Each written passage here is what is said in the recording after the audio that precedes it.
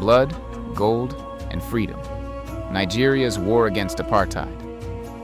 In the 1970s, Nigeria was rising.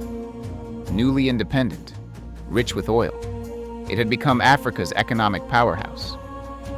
Money flowed from the ground, and with it came influence. But Nigeria's leaders believed wealth meant responsibility. Under figures like Murtala Muhammad and later Olusegun Obasanjo, a bold idea took shape. Africa must stand for Africa. Before we continue, please subscribe, like, and follow. It helped the channel grow.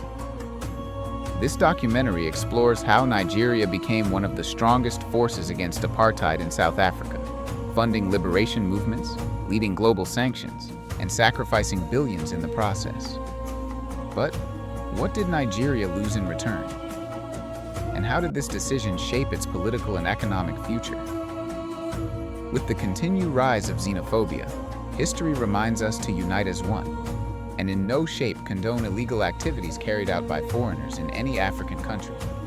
And nowhere was that more urgent than in South Africa.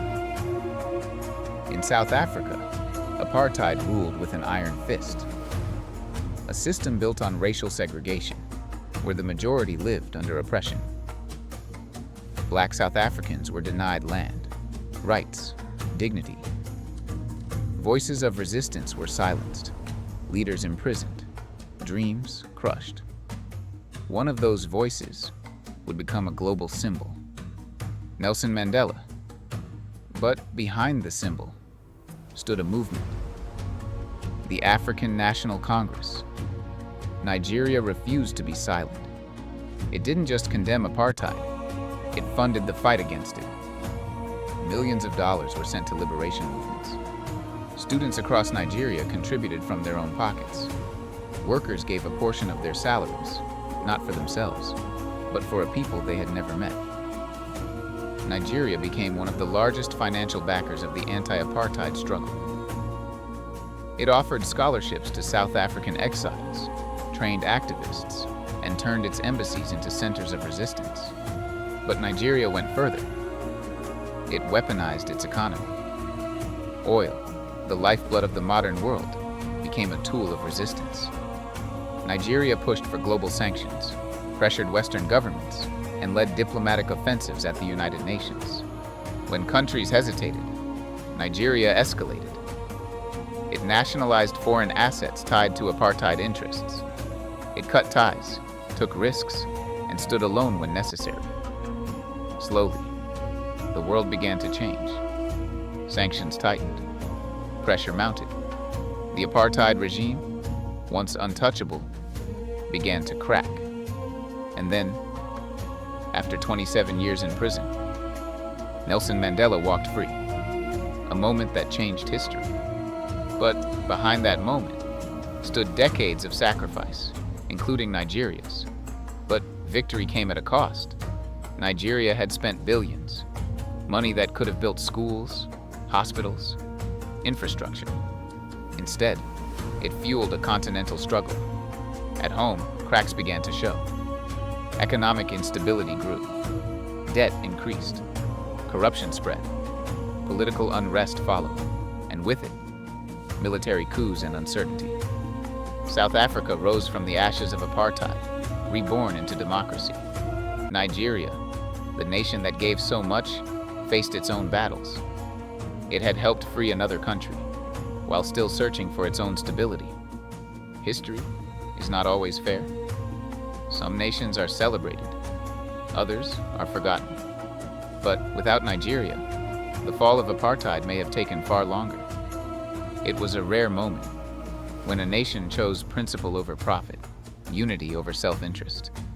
Because true power is not in what a nation keeps, but in what it is willing to give for the freedom of others. If this story opened your eyes, subscribe for more untold histories. Because the past still lives in the future we are building. It is carried on the backs of those who may never see its rewards. Freedom is never free. In the fight against apartheid, the world remembers the moment the chains were broken. But history whispers less about the hands that helped break them. A nation stood tall, not for profit, not for power, but for principle. Nigeria gave its voice, its wealth, its people's sacrifice, so that South Africa could breathe again. It was a choice to fight a battle beyond its borders, a choice to believe that African freedom must be shared. And yet, while one nation rose into a new dawn, another was left to wrestle with the weight of what it had given. This is the paradox of history. Those who give the most are not always the ones who gain the most. But their sacrifice echoes through time. In every vote cast freely, in every child who learns without fear, in every nation that dares to stand for justice.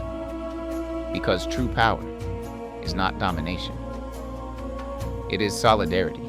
It is the courage to stand when others remain silent, and the strength to give, even when it costs everything.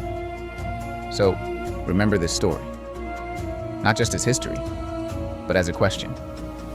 If freedom called again, who would answer? If this story meant something to you, share it. Subscribe for more untold African histories, because some truths should never be forgotten.